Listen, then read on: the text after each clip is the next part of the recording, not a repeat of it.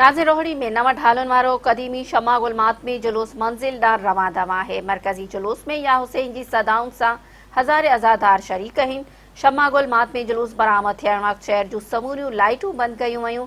2 ॾींहनि वारो क़दीमी मातमी जुलूस सुभाणे मंज़िल ते पहुची नहर थींदो। जुलूस जी सिक्योरिटी जा ग़ैर मामूली इंतज़ाम कया विया आहिनि।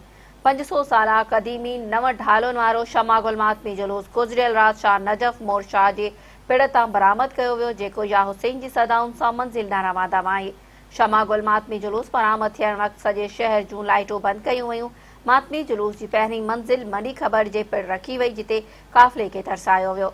रोहड़ी जे मुख़्तलिफ़ इलाइक़नि मां ज़ुल जनाहनि ऐं ताज़ियनि सां गॾु बरामद थियल नंढा वॾा मातमी जुलूस मरकज़ी मातमी जुलूस शमा गुल में शामिल थी रहिया आहिनि। गुज़िरियल राति बरामद थियल नव ढालुनि वारो शमा गुल मातमी जुलूस रोहड़ी जे मुख़्तलिफ़ इलाइक़नि खां थींदो 10 मुहर्रम ते शहीदनि जे मुक़ाम करबला मोला वटि नहर थी वेंदो। शमा गुल मातमी जुलूस जी सिक्योरिटी जा इंतज़ाम इंतिहाई सख़्त कया विया आहिनि।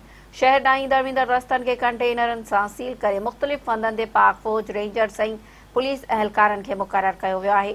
शमा गुल मातमी जुलूस जी सिक्योरिटी जी निगरानी आर्मी, रेंजर्स, स्काउट्स ऐं सिविल डिफेंस जा अमलदार करे रहिया आहिनि।